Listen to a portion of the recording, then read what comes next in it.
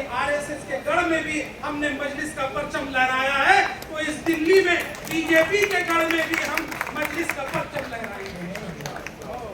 साथ देंगे हमारा, सब साथ हैं। एकजुट कोशिश यही है कि सूरत बदलनी चाहिए। हंगामा करना हमारा मकसद नहीं, हंगामा खड़ा करना हमारा मकसद नहीं। कोशिश यही है कि सूरत बदलनी चाहिए, सूरत बदलनी चाहिए। नारे नहीं लगेंगे, नारे यहाँ नहीं लगेंगे। बहुत बहुत शुक्रिया। दूर करने में अपनी भूमिका निभाएंगे। बहुत बहुत शुक्रिया। साथियों, हमें सबके मन का ख्याल रखना पड़ता है और सदर की जिम्मेदारी भी ऐसी है कि सबको साथ लेकर चलना है। जब कोई हमारा साथी रूठ जाए तो उनको मनाना भी है, जब कोई हमारा साथी गलत करे तो उनको रास्ता दिखाना भी है। सदर की जिम्मेदारी गार्जियन की होती है कि जब पार्टी को मजबूत करना होता है तो कई फैसले लेने पड़ते हैं, कई रास्ते दिखाने पड़ते हैं, कभी सख्ती भी, कभी नरमी भी, कभी प्यार भी, कभी डांट भी। और मैं आप में छोटा भी हूं, हमारे से बड़े सीनियर साथी भी हैं जो हमसे उम्र में बड़े हैं, लेकिन जिम्मेदारी हमारी ऐसी है कि कुर्सी का महर और कुर्सी का मर्म और उसका ओहदा, उस ओहदे की जो कीमत ऐसी है कि एक सदर के तौर पर हम अपनी जिम्मेदारियों का निर्वहन कर रहे हैं। और मुझे उम्मीद है कि पार्टी का नया रंग रूप दिन प्रतिदिन निखर के आ रहा है। हमने देखा राहुल रामटेके जी का भाषण, हमने देखा अपने साथियों का जज्बा कि किस तरीके से जो लोग इस पार्टी को एक रंग देने की कोशिश करते थे, आज प्रेस क्लब ऑफ इंडिया के प्रांगण में हमने देखा कि पार्टी ने बता दिया कि हम सभी सेकुलर जमातों के साथ, हम उससे ज्यादा सेकुलर हैं और हम सभी धर्म मजहबों की इज्जत करने वाले हैं और सबको साथ लेकर चलते हैं। बाबा साहब अम्बेडकर की 135वीं जयंती पर हम आपसे कहना चाहेंगे कि बाबा साहब अम्बेडकर के इस इतिहास को भी याद रखिए कि इस्लाम के बारे में उनकी क्या सोच थी। बाबा साहब अम्बेडकर एक पत्रिका निकालते थे बाई वीकली, जिसको बहिष्कृत भारत कहा जाता था। 8 सालों तक 1922 से लेकर 1930 तक लगातार बाबा साहब अम्बेडकर ने बहिष्कृत भारत के अंदर एक अलग से कॉलम छपता था जिसमें इस्लाम के बारे में वो लिखते थे, इस्लाम की खूबियों के बारे में लिखते थे, इस्लाम की तारीफों लिखते थे और तमाम वो चीजें जो उनको अच्छी लगती थी इस्लाम के बारे में वो लिखा करते थे बाबा साहब अम्बेडकर। 1927 के महासंवाद में क्या कहा बाबा साहब ने, वो देश दुनिया जानता है। मनुवाद की इस चक्कर से कैसे उन्होंने लोगों को निकाला और किस तरीके से नकारा, ये भी हम जानते हैं। बाबा साहब अम्बेडकर के विचार जो थे वो सबको साथ लेकर चलने के थे, पिछड़े दबे कुचले समाज को साथ लेकर चलने थे।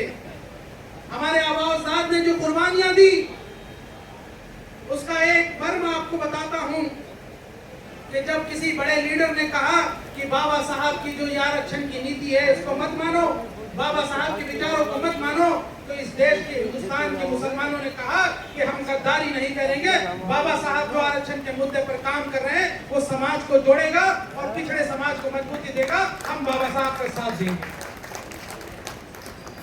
जब कांग्रेस ने बाबा साहब अम्बेडकर को राजनीतिक हाशिए पर ला दिया और बॉम्बे से वो चुनाव हार गए और राजनीतिक अवसाद के शिकार हो गए, तो बाबा साहब को यहाँ से लोगों ने कहा आप कलकत्ता चले जाइए, कलकत्ता के मुसलमान आपका साथ देंगे। साथियों, ये देश गवाह है कि कलकत्ता के मुसलमानों ने बाबा साहब अम्बेडकर को कॉन्स्टिट्यूएंट असेंबली में भेजने का काम किया था, जिसके बाद आज बाबा साहब अम्बेडकर इस संविधान सभा के चेयरमैन बनाए गए, ड्राफ्टिंग कमेटी के चेयरमैन बनाए गए। आज हमारे पास संविधान है साथियों, आज कोई उम्मीद नजर नहीं आती, हर तरफ संविधान की मर्यादा को तोड़ा जाता है, गरीबों को, मुसलमानों को दबाया जाता है, मॉब लिंचिंग की जाती है, तार किया जाता है, हमारे हुकूक को छीनने की कोशिश की जाती है। हमारे पास एक ही छतरी है और छतरी का नाम है संविधान, जिसके नीचे हम तहफ्फुज़ है, जिसके नीचे हमारे सेफगार्ड है, हमारे कॉन्स्टिट्यूशनल राइट्स के सेफगार्ड है।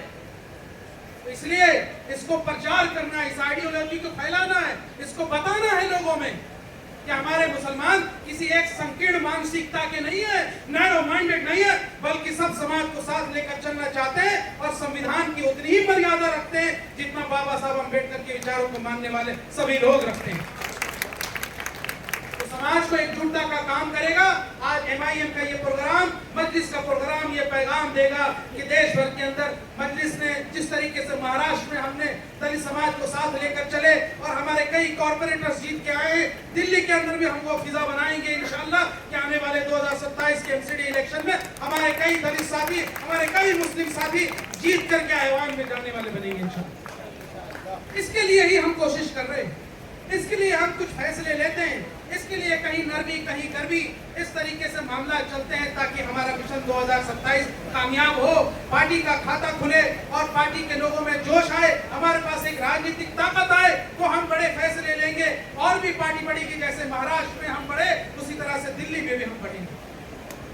हमारा राजनीति किसी से बैर नहीं, हमारा यहाँ से कोई सियासी दुश्मनी नहीं, हम सबको साथ लेकर चलना चाहते हैं, सभी समाज के लोगों को भी साथ लेकर चलना चाहते हैं, अपने संगठन के साथियों को भी साथ होना पड़ेगा, एकत्रित होना पड़ेगा, मजबूती लानी पड़ेगी, अपने ईगो को साइड रखना पड़ेगा और पार्टी के लिए एक कार्यकर्ता के तौर पर काम करना पड़ेगा। मैंने पहले भी कहा था कि अगर मैं सदर ना भी होता साथियों, एक आम कार्यकर्ता की तरह आपके बीच में बैठ के काम करने के लिए तैयार हूं। लेकिन मेरा सपना है, मेरी ख्वाहिश है कि पार्टी का खाता खुले, मजलिस यहाँ से जीते। दिल्ली में जो जद्दोजहद हमने किया, 40-40 हजार 80 हजार वोट लेकर के आए 2 विधानसभाओं में, आने वाले वक्त में अगर हम इस मोमेंटम को तोड़ेंगे, इसको तोड़ेंगे तो हमें जो विधानसभा में फायदा हुआ वो MCD में नुकसान हो जाएगा। इसलिए हमने कहा कि इस मोमेंटम को बरकरार करना है। आप सबकी इज्जत है, हमारे सीनियर साथी हो, हमारे बड़े साथी हो, छोटे साथी हो, युवा हो, महिला हो, सबकी इज्जत है और सबका सम्मान है और किसी भी सम्मान को गिरने नहीं दिया जाएगा इंशाअल्लाह। सबकी अपनी जिम्मेदारी है। इस प्रेस क्लब ऑफ इंडिया में हम मौजूद हैं। मैं 2 मिनट में अपनी बात खत्म करता हूं कि हमने पिछले दिनों देखा कि एक बहुत बड़ा प्रोफेशन, इतनी जिम्मेदारी का प्रोफेशन होता है, लेकिन कुछ लोग ऐसे हैं जो ब्लैकमेलिंग का काम करते हैं, झूठी खबरें और एजेंडा के माध्यम से पार्टी को बदनाम करने की कोशिश करते हैं। मैं इस प्रेस क्लब ऑफ इंडिया के प्रांगण में मौजूद होकर यहाँ के प्रेस सेक्रेटरी, यहाँ के प्रेसिडेंट से भी यही गुजारिश करना चाहूंगा, ऐसे व्यक्ति जो इस प्रोफेशन को बदनाम करते हैं, जो किसी एजेंडा के तहत, किसी पार्टी के एजेंडा के तहत कहीं पर आकर के किसी लोगों को ब्लैकमेल करते हैं, झूठी खबरें प्लांट करते हैं, ऐसे व्यक्तियों पर कार्रवाई होनी चाहिए, उनके मेंबरशिप भी खत्म होनी चाहिए और ऐसे दोषियों पर कार्रवाई होनी चाहिए। और हम आपको ये इस मंच से वादा करते हैं कि ऐसे तमाम साजिश कार्यकर्ताओं, चाहे वो किसी भी प्रोफेशन से जुड़ा हो, अगर जिसने साजिश की है, हम उन पर कड़ी कार्रवाई करने की कोशिश करेंगे और पार्टी का मर्म और पार्टी की इज्जत हमेशा बरकरार रहेगी। पार्टी का जो नारे नहीं। आज साथियों ये वक्त नहीं है, क्योंकि हमारा कार्यकर्ता सम्मेलन बहुत जल्द होने वाला है, लेकिन मैं बहुत अपने जिम्मेदार साथियों का, अपने दोस्तों का शुक्रिया अदा करना चाहूँगा कि आप सबके सहयोग से हमारा काम आगे बढ़ रहा है, दिन प्रतिदिन हम ग्रो कर रहे हैं, हमारा संगठन बढ़ रहा है, जिम्मेदारियां बढ़ रहा है। हमारे पुराने साथी वो मेरे दिल के बहुत करीब है, कोई भी हमारा बैर नहीं है, कोई भी हमारा बेगाना नहीं है, सबको साथ आना है। 2027 का मिशन पार्टी का है, सिर्फ शोएब जमई का नहीं है। दिल्ली में खाता खुले ये सपना बैरिस्टर सुद्दीन ओवैसी साहब का भी है और इम्तियाज जलील साहब का भी है। इंशाअल्लाह मुझे उम्मीद है कि हम मजबूती के साथ डरे रहेंगे। शोएब जमई किसी चीज से नहीं डरता, आपका सदर किसी भी विपत्तियों से नहीं डरता, किसी भी हालात से नहीं डरता। हर हालात का मुकाबला करते हुए हम यहाँ तक बढ़े और आने वाले इंशाअल्लाह आने वाले वक्तों में भी आपका साथ मजबूती के साथ बना रहा। पार्टी की नई चीजों को लेकर आएंगे, पार्टी के अंदर तमाम विचारधाराओं को समाहित करते हुए चलेंगे। पार्टी को वार्ड में, पार्टी को अपने क्षेत्र में, आप अपने बूथ में मजबूत करते चलेंगे तो इंशाअल्लाह जो ख्वाब हमारा 2027 का है वो मजबूत होता चलेगा। मैं सबको गले लगाता हूँ, मैं सभी लोगों को गले लगाता हूँ, जो मेरे भाई हैं, जो मेरे पिछड़े हैं, जो मेरे क्रिटिक्स हैं, उन सबको गले लगाने का काम हमने किया है और हम आगे भी गले लगाते रहेंगे। हम सबको घर घर जाएंगे और गुजारिश करेंगे कि दिल्ली में मजलिस को मजबूत कीजिए। हम सबसे कहेंगे कि आओ तुम मजलिस को वोट दो, क्योंकि हमारी ये पार्टी है जो आपको अधिकार दिलाती है, जो आपको इक़्तिदार तक पहुंचाएगी।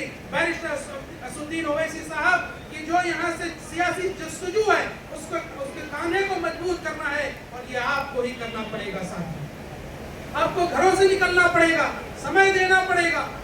और जब आप ऐसा करेंगे तो आप देखेंगे दिल्ली में जिस तरीके से आज नागपुर में मुझे इंचार्ज बनाया गया था वहां पर कैंपेन का, आपने देखा कि आरएसएस के गढ़ में भी हमने मजलिस का परचम लहराया है, तो इस दिल्ली में बीजेपी के गढ़ में भी हम मजलिस का परचम लहराएंगे। साथ देंगे हमारा, सब साथ हैं, एकजुट हैं, मुत्तहिद हैं। बहुत बहुत शुक्रिया साथियों, अम्बेडकर जयंती के इस कार्यक्रम को सफल बनाने के लिए तमाम हमारे मेहमान खुसूसी और हमारे कार्यकर्ताओं का बहुत बहुत शुक्रिया। कोशिश यही है कि सूरत बदलनी चाहिए, हंगामा करना हमारा मकसद नहीं, हंगामा खड़ा करना हमारा मकसद नहीं, कोशिश यही है कि सूरत बदलनी चाहिए, सूरत बदलनी चाहिए। नारे नहीं लगेंगे, नारे यहाँ नहीं लगेंगे। बहुत बहुत शुक्रिया।